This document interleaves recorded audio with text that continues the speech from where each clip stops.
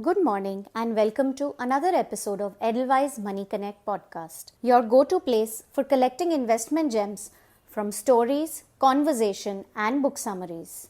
In today's episode, our CEO and MD Radhika Gupta speaks with Monika Halan on personal finance. Monika Halan is a well-known media personality and author of the best-selling book Let's Talk Money. I'm Radhika Gupta, MD and CEO of Edelweiss AMC. I think we have a very interesting guest. She has a large fan club among investors and advisors. I again don't need to introduce her, but I'm going to have fun with this. So I'm delighted to welcome Monika Halan. Monika Halan is, of course, a household name, well-known personal finance writer, speaker, author, who is very passionate about getting people to make good money decisions. She's, of course, a best-selling author, also professor at Indian Institute of Corporate Affairs, an MCA think tank, a speaker who you've heard on many topics, regulation, financial literacy, etc. And, of course, most recently associated with Mint, but also Economic Times, Indian Express, and Outlook Money. I think many of you know her as the person behind the very popular book Let's Talk Money that was published in 2018. Incidentally, a Hindi translation, Baat Paise Ki, was also released last December. And Monika also has tremendous experience on the regulatory and public policy side. I've had an opportunity to interact with her there as an advisor to the Government of India and as a member on various initiatives of Ministry of Finance and SEBI. So all in all, she comes with very rich and exciting experience. And Monika, thank you so much for joining us. We are delighted to have you. Thank you. Real pleasure, Radhika. I'm really looking forward to this conversation. And I'm really looking forward to this conversation because you being a journalist and a media person, usually you have grilled me in the past, not that you have asked me very difficult questions. So, Monika, I actually want to start with something that's less talked about, which is your journey. You started studying economics and then journalism, and then you wrote a book on money management. I want to know, you've talked to a lot of people about their money experiences, retail, HNI, distributors, everything. What kind of inspired you to write Let's Talk Money? Radhika, the inspiration actually came from the people that I interacted and spoke to. And the journey is about 20 years old, and it's sort of built steam along the way. I muddled into this genre, personal finance. So I joined a magazine called Intelligent Investor in 1998 when there was nothing called personal finance. So I've basically got in not on the ground floor, but underground in this space. So I sort of, there's a DNA of this space, which is also my DNA for some reason. And as I would talk to people, as I would explain the way that I saw personal finance and I saw decision making, that question would always come to me is that we can hear you, but is there anything we can read? And I wouldn't get something for the Indian reader out of our own cultural context, which began at a very basic level. So, I mean, there are excellent books out there on retiring, on, different, you can cut it in many ways. But I thought there is still a simpler conversation because the conversation from literally, village level NGOs, which I have done, to high fashion, very HNI groups of women and men, it just told me one thing, that we don't even know the basics, and we are talking of derivatives, we're talking of leverage. We've not even understood the basics of money.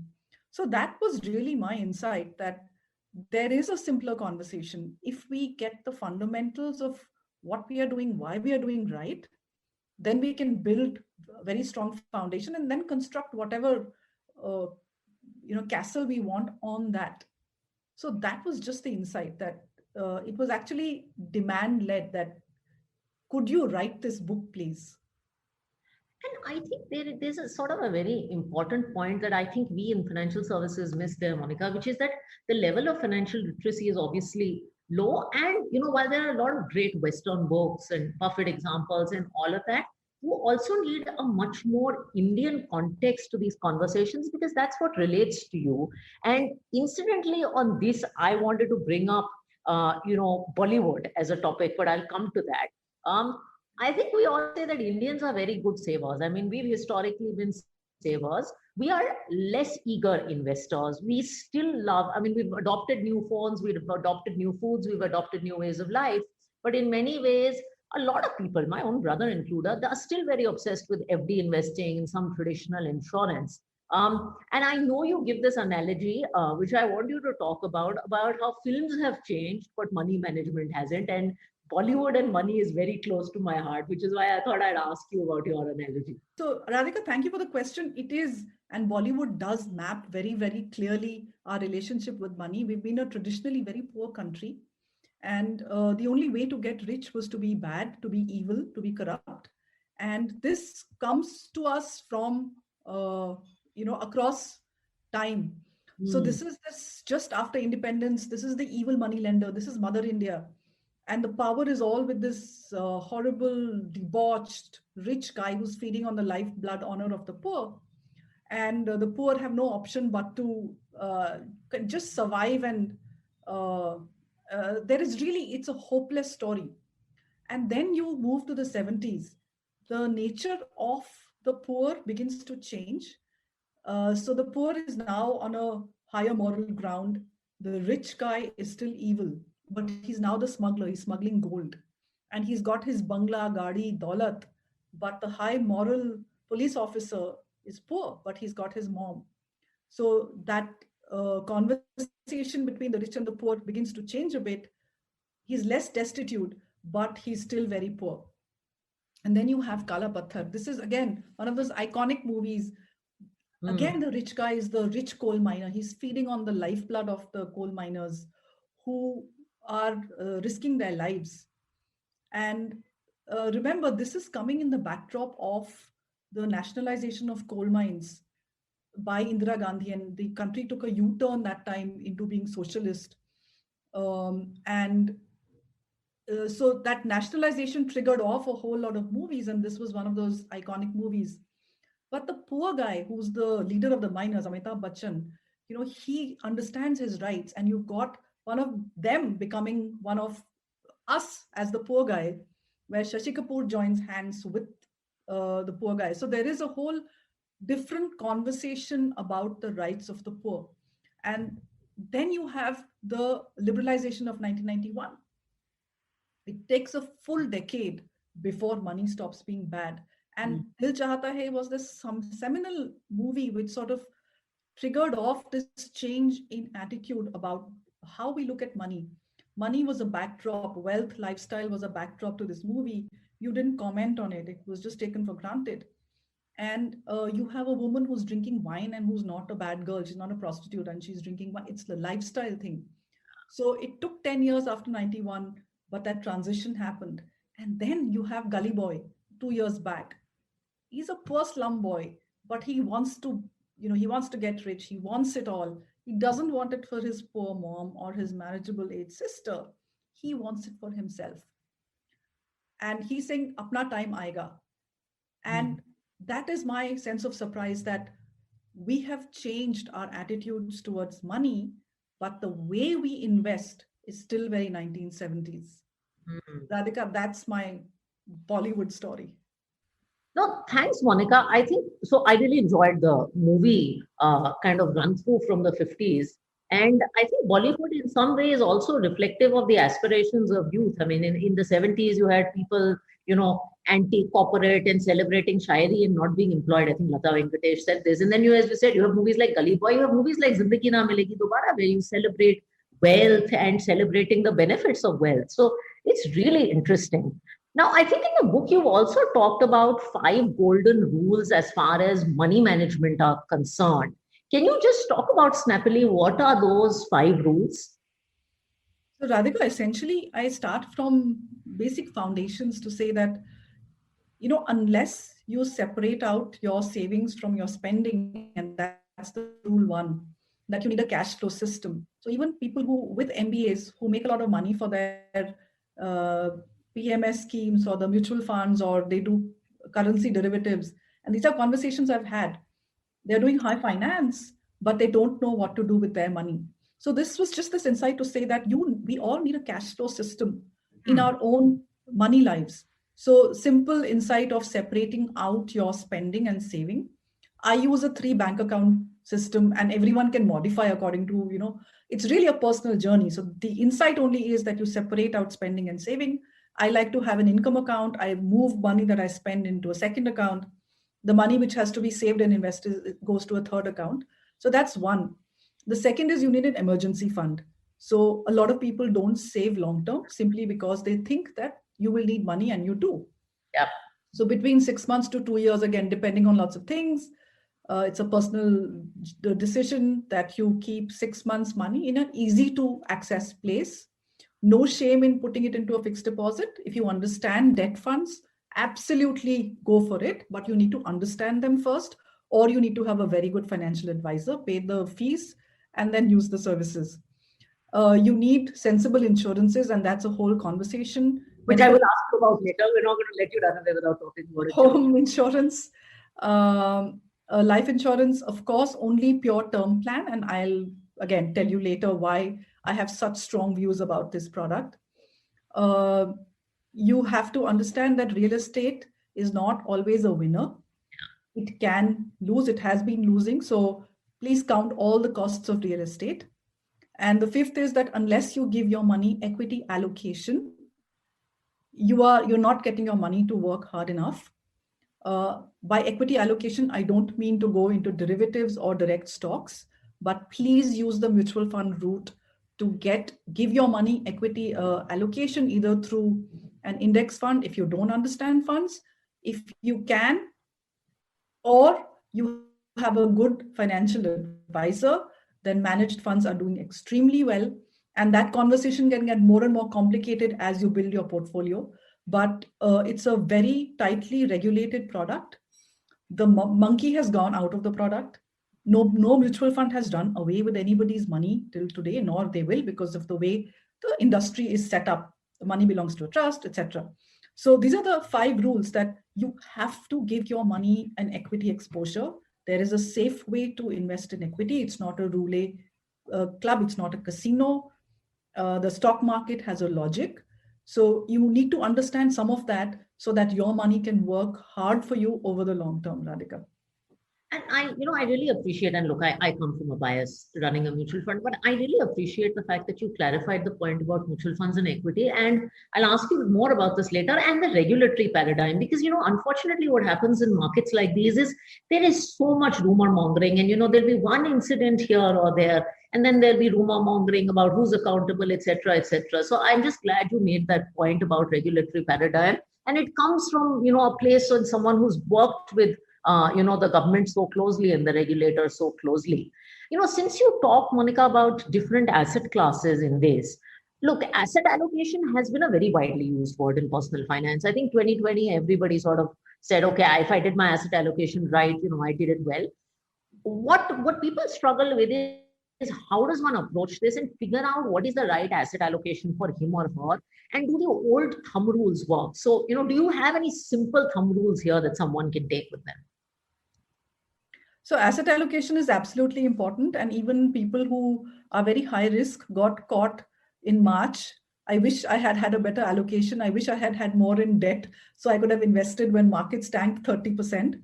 So all of us learned lessons. And mine was that, I should have had a little more in my debt funds so I could have just bought when there was a 30% crack in the market. The one way to understand asset allocation, people don't really, they're just words, diversification. They just, they don't understand that asset allocation, you've got to marry your asset allocation at a point, and unless something changes, you don't change that. And you need to look at it as a thali meal. You have different parts of your diet in protein, carbohydrate, minerals, sugar, fat, all of that. And an 18-year-old boy will have a very different thali than my 85-year-old father, right? So diabetic person will have a very different looking thali than a person who's growing, who needs that protein and muscle and fat. So it's a very personal thing. It depends on who you are, how far the use of the money that you're investing is. Depending on those things, then you decide how much of your money you're going to put for the long term, which is really equity, and how much you will keep for nearer goals or things which will come in the next 3 to 5 years. So even 5 years is, middle level goals. My long term begins after 6, 7 years. That is money really for later. And depending on really, how your own situation, then you make your allocation. So very difficult. I mean, I can say this usual 100 minus your age, all that works. These are just sort of starting. You can start a conversation with that, but Yeah. you can't generalize because every person is different. There could be a 70-year-old man who has no liabilities, is very happy taking risk. He's got his government pension coming, Yeah. and he's saying, I'm building wealth for my grandchildren. I'm going to do 80% equity. Who am I to argue with him? Even if I suppose I was his planner, he's got a government secure pension. He's got his things sorted out, and he wants to be 80% into equity. He completely fine. There's a 30-year-old guy. He's got his dependent parents. He's got a wife. He's got 2 kids. A private sector job, he can get fired anytime. I would build a very conservative portfolio. So please understand that it's very personal. Usually, most people do need advice. It is a lifetime of your earning. This is money is one thing which is your true friend. Your relationships may crack. This is the one thing that you, in a dying moment, you still have your money, and that is what you leave for your heirs or your spouse. So the faster you understand your own portfolio and the needs, the better it is for you. I love that example you gave. And so the 70-year-old man in our house is my father, right? He's retired. He's got a government pension. All his liabilities are done. He's got a home, and he's actually 80% equity. And he loves it. Super aggressive. And so the 35-year-old, 37-year-old person is me, who is in a high-risk private sector job, married to another person in a high-risk capital markets job, who incidentally has a very conservative asset allocation. So that's just me speaking right there. I mean, it's as you said. Absolutely. I mean, this is the conversation that, we need to have with people who are onboarding mutual funds. Yeah. To say it depends. I can't tell you. So I get asked, Radhika, all the time, tell me 5 funds. And my answer is, I'm not licensed by SEBI to tell you. I mean, what do I say? I can't give you 5 funds. I don't know what I don't know what you're doing. Sometimes I get asked, what's the best Edelweiss fund for me? And of course, it'll be an Edelweiss fund, but we run everything from an overnight fund to a small cap fund. Exactly. And I don't have a great answer to that question. Yeah. I want to pick up one thing you said, which is that money is always your friend. And, I don't mean to be morose, but I want to talk about this in the context of women, but I also want to talk to all the men who are listening. You and I have talked about this a lot. Women don't get involved in personal finance. I wanted to give you a message as to why women should get involved in personal finance, but I also, because there are probably more men on this call than women, as to why men should get women involved in personal. Homemakers also work. Yeah. They usually are not credited with this responsibility because it's thought that they will not understand it. And women who work both inside and outside the house have already too much on their plates in most marriages, so that the one job that men are willing to take over is money management. So the woman happily gives this power away. So it may sound very harsh, but that is actually, that's what I have story after story after story to tell on how even very high earning women just give their power away, and they get a pocket money from the husband so that they can buy chappals or whatever.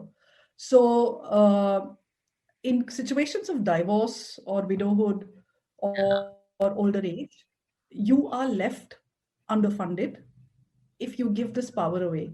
So it is absolutely essential that you control your money. And if you don't work outside the home, it is even more important to understand what the flows of money are, what comes in, how much goes out, in whose name are the assets being built. Because the Indian law doesn't recognize community of marital property, which means assets built during a marriage are not split 50-50 in case there's a divorce. They belong to the person who bought it. So a lot of women think, half-half ho jayega. Half-half nahi hota hai. Oh, women get the kids and the bills.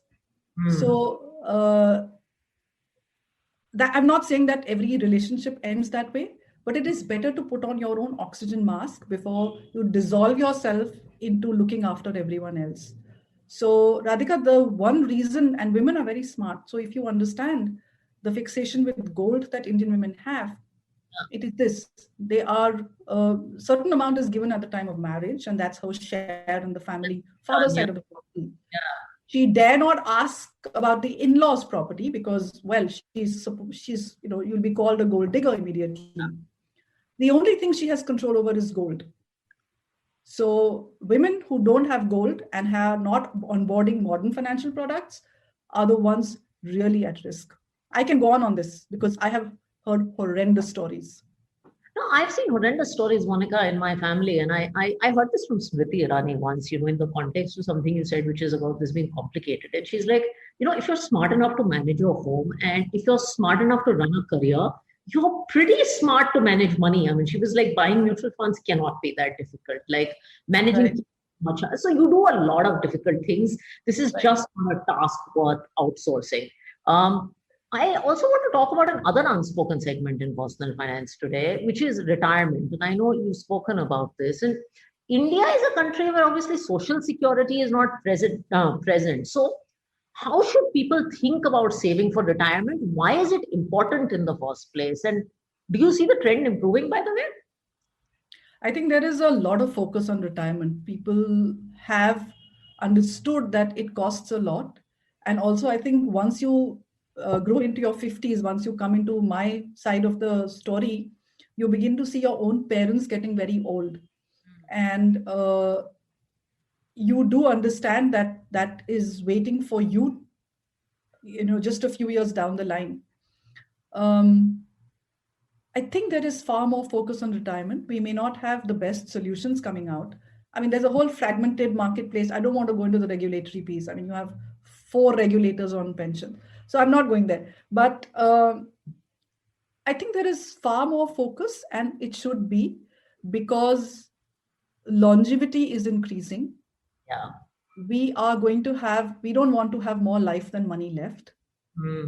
I don't buy the argument that your kids will not look after you.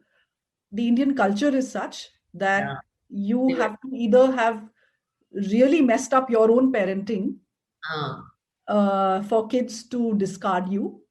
But even if you messed up your parenting, most kids still do the right thing. So you will have the anecdotal story of parents being abandoned, but I would imagine that it is far less than what we see anywhere else in the world. I'm not for a minute advocating that that is your retirement solution, but all I'm saying is that you do need to start thinking, because you have your own lifestyles to maintain, right? So if you don't want to be dependent on your kids and run after their kids, your grandchildren, and you want your independence, you want your golf, you want your coffee with your friends, you want your lifestyle. So retirement is actually about your lifestyle now. So if you want your independence, your lifestyle, and your own medical facilities in your own hands, you have no option but to prepare. And that really, Radhika, becomes this conversation. And it's very easy to dismiss it with a laugh and say, Kal ka kya pata, we may not live. But kal ka kya pata, what if you do live? So, this decision, will I die tomorrow or will I die at 100? And that is the question I don't know the answer to. So I have to prepare for both. So I want my today, but I also, if I survive tomorrow or today, and then the next all the days till I hit 100, I want to have what I have today, in terms of my lifestyle. So I think that is the way to look at retirement, really. And I think more people want to, as I talk to people who are my age, more people want to retire by 50, right? They want to retire by 45, 50. And I guess Atmanirbharta has become the fashionable word today. So while I agree with you in the context of kids, I mean, retirement is ultimately about achieving that Atmanirbharta of lifestyle. So I think it's very important. Okay, so I want to ask you a question about my pet peeve. Of course, you talked about mutual funds, and I think mutual fund investments are on the rise. But I have this fundamental belief that the single most used an abused statistic in terms of mutual fund investing is the last 1 year return. Like you have a fund that does well in the last year, and I've seen it with my own funds or any fund, and suddenly investors flock to this. So there's so much investor education happening about look at the risks, etc., do asset allocation, all this good stuff. And yet so much buying happens on 1 year return. I mean, I almost know, by the way, and I'll get into trouble for saying this, that if one of my schemes stops the 1 year return chart, I'm going to get a lot of money into it. So I wanted to ask you how mutual fund investors should think about investing, especially a lot of the newbie investors who fall for this. I think it's very important that they get the right advice, because it really is somebody is advising them. Yeah. Whether they're looking at the media reports, whether there is an advisor, whether there is some, somebody in the neighborhood who tells them what to do. So I think it is this advice, and also if they followed a portfolio approach, if they actually built a portfolio for their goals, and goals needn't be a hard goal like a holiday or education. Goals could be safety, liquidity, and growth. You could have abstract goals and yet service those goals with a portfolio approach. I built one for my nephew who's just like 23, first job, and he doesn't have hard goals that I want this much. He said, I know that I want some money liquid, I want some of it safe, and I also want to grow. So we built a portfolio around with those goals. So till this portfolio approach comes in and we understand this better, I think people will still run after last year's winners. And I think it's a very powerful thing to show them that quilt where every year there is a new winner, and that winner next year usually goes to the middle or the bottom of the next year's winners. So I think those initiatives are very important to say, you're just buying last year's winners. I mean, I know the US tech funds, they give 40-45% and there's whoosh, so much money coming into it. It's an ongoing thing. So from the time that people lined up and bought a mutual fund thinking there was they were getting it cheap, there was a premium, or NAV. Sorry? The latest is 10 rupee NAV ka NFO. 10 rupee mein abhi le lo. So from that we have moved a whole lot, and I have to compliment both the funds and the sellers. There's been a lot of IFAs who've done so well on this education piece. Yeah, they have. They really have done. I mean, I think India is one of the few markets when markets crack, actually retail investors buy more. It's a win. It's really a win. I mean, look what happened when through the February material which said that don't buy last year's winner. Or somebody is putting you into a small cap fund as the first fund that you have. So that much homework you have to do to understand that your starting investment in a mutual fund is a lower risk fund. You do not begin with a small cap fund. Exactly. So that homework you will have to do. And if the advisor is pushing very hard and asking for closure very quickly because this deal will get over, that's a red flag. It has to be very relaxed. It has to, you have to be fully ready to invest. Only then does this happen. I think the fee for planners, there is a community of just pure fee for planners who will also, now I think the SEBI rules allow them to execute it for you. Yeah. Possibly there's less conflict of interest there. And I wish that somebody would actually make a listing and, we have a registry where there'd be some sort of rating, some sort of metrics that we can assign, just as mutual funds are rated and ranked. If we could have advisors being rated and ranked, that would really go a long way in helping people out. And I get this asked all the time, can you refer someone? Yeah. And for me, then it becomes a conflict of interest, like who do I refer? So, I end up giving 3-4 names and saying that, well, talk to these people and then choose one. We actually built a tool, by the way, Monika, called Find Your MF Guide on our website. So investors can go in, and we don't rate, of course, because we can't, it's conflicted. But at least everyone who's empaneled with us, you can go put in your city, and advisors can go update their information in the segments they look at. And I really encourage people to go out and use the tool, because it's just more data than there typically is. And it's for your geography. And I absolutely agree. On their own balance sheet, money which actually the government should have put onto its balance sheet. Okay, so I should be borrowing, but I'm getting my relative to borrow on my behalf. So that the government took this opportunity to come clean on that. So the 9.5 or 9.8% deficit is huge. So that was one. It was, they just said, let's put it all, let's clean up the balance sheet. And that's, I mean, look at the market. The market likes transparency. So it said, Absolutely. excellent. Second, there was a whole lot of pressure, global economist pressure, Indian commentators pressure to tax the rich, to put a COVID tax, tax the billions which the Indian rich have made, which is actually paper money, but let's tax the rich. There was pressure to do something for the farmers, so-called farmers. They're actually intermediaries on the borders of Delhi. I don't know which farmer drives SUVs or has 8 lakh rupee tractors, which they can blow up like this. But there was a whole lot of pressure to use the budget to do something to appease them. The government just ignored all of this. There's no appeasement in this budget. The kinds that we saw in the farm loan waiver of 2009, 2008, I haven't seen that at all. They're saying we will go for capex, we will get jobs going, and this is not immediate gratification, but we're going to put money into infrastructure, and government infra jobs are for skilled and semi-skilled people, and the multiplier is 2.5, 3, 4. So every rupee translates into that much when it spends on infrastructure. So it has done all of these things, and it has left the taxation as it is. That's a story for another day. So in terms of a big picture story, and if you heard the survey before this. I did. It was, what a survey. What a survey. I was riveted. I have never seen such passion. And the story of growth versus inequality. I mean, beautiful story. Whoever's not listened to the CEA, please, it's on YouTube. Listen to those stories of why we are going for growth, how inequalities will get addressed partially because of that growth. We cannot let go of growth. And also the unfairness of the global rating agencies. Like one bureaucrat puts it, they are moody and their standards are quite poor because there is a racial bias in the way that these ratings are assigned to the non-white countries. And a gamble was taken to say, we're going to do what we do. We've done very well over the COVID period.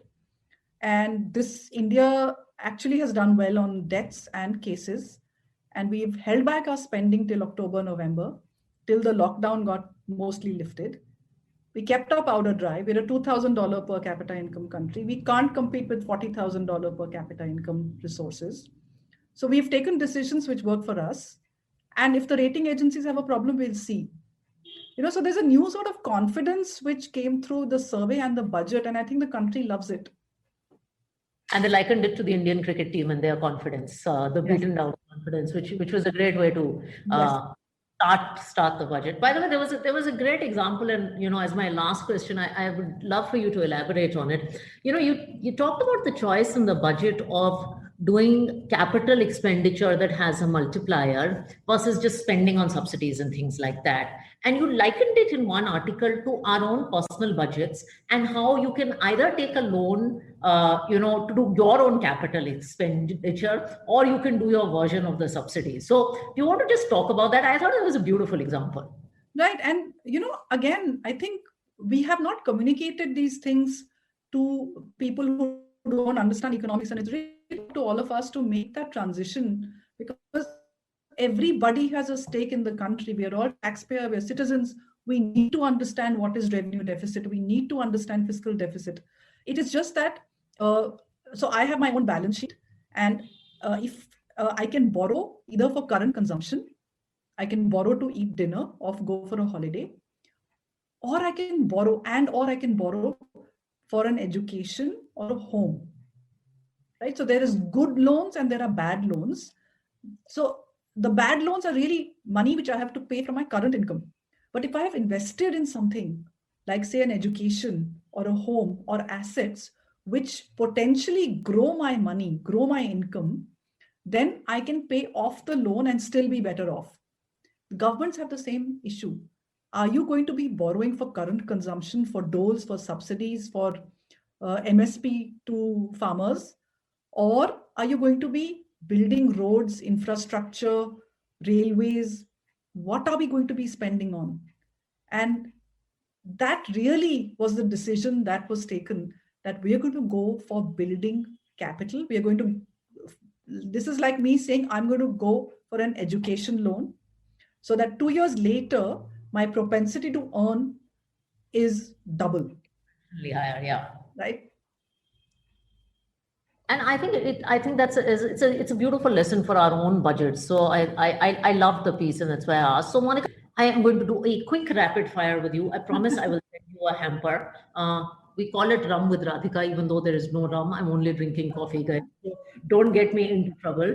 But it's rapid, and there should be fire. With you, there can't be anything less than fire. Okay, so since you started with Bollywood, Vidya Balan said, films are about entertainment, entertainment, and entertainment. What is good money management about?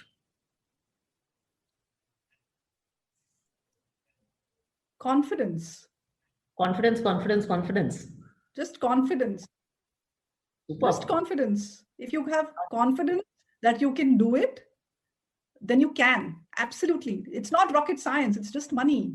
And we are inherently good with money. Yeah, that we are. Okay, the next one. In your opinion, the single biggest money mistake that investors make?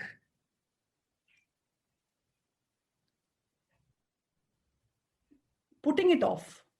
Putting it off, delaying it, procrastinating it. Just not taking that decision. Just not taking that decision. Saying, I'll do it tomorrow. Just do it today. Whatever you do, just do it today. बाद में देखा जाएगा. देखा जाएगा. That's a good one. Okay. An innovation in the last few years in terms of investment products in India that you really liked? SIPs. I have no doubt that this is the product which matched the earning and saving rhythms of the Indian middle class with a product. So just fantastic. Yeah, I agree. Okay, your one-word take on a few of the trends and things, and I'll stick to largely mutual funds. Your one-word take on passive funds. Excellent for entry-level investors who are beginning to understand market-linked products. NFOs. If it fits in your portfolio, look at it, otherwise ignore. Okay, if it fits. Okay. Investing abroad.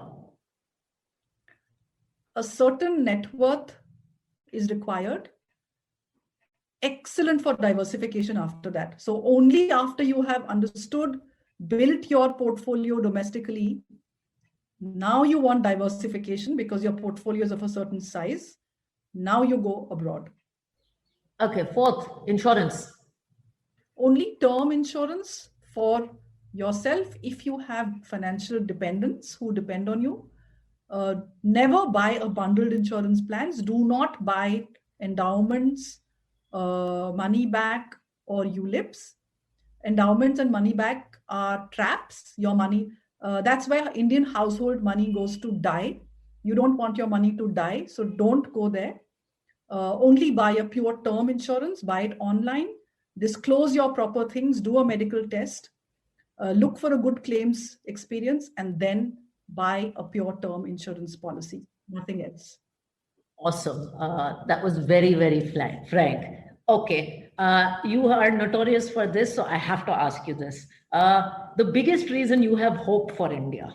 I am so filled with hope right now because we are coming out of a colonial mindset at a nationwide level. There's a resurgence in India, and this is the stranglehold of the elite Indian on the thoughts of the narrative is being broken, and the Indian resurgence is just beginning. And that is why I'm so hopeful. I'm very optimistic too. We are in the hope of India kind of camp, even though we get trolled for it. Okay, my last two questions. If I made you the SEBI chairman for a day, what is the one Yes. If I were SEBI chairman for a day, I would stick my neck out and try and annex IRDA into myself. Try and take IR. I so knew you would say that. Like, that was a very predictable answer. Okay. Your last question in rapid fire is, if I made you finance minister for a day, and this is after the budget, what would you do? I would merge all the regulators. There'll be RBI and there'll be one regulator which does everything else. RBI looks after banking and everything else is looked after by a united regulator. So these artificial boundaries between forms of product goes away. Regulation will be by function, which means the use of a product will determine its rules and not because it sits in a particular regulatory turf. Thank you so much, Monika. We covered everything. We covered personal finance, we covered movies, we covered the budget, we covered insurance, we had lots of fun with the rapid fire, we covered advice. And I think there was some very solid basic advice told in a very simple way. So we really appreciate you doing this with us. Happy to, always happy to talk. That's what I do. Thank you so much, everyone. Thank you, Radhika, so much for the invite.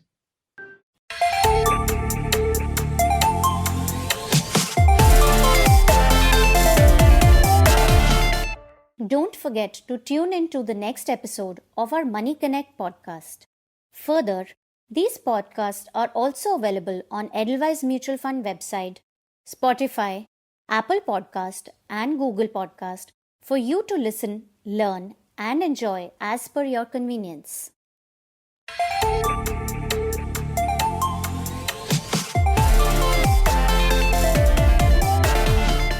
For further information on one-time KYC process, list of SEBI registered mutual funds and redressal of complaints, visit our website, an investor education and awareness initiative of Edelweiss Mutual Fund.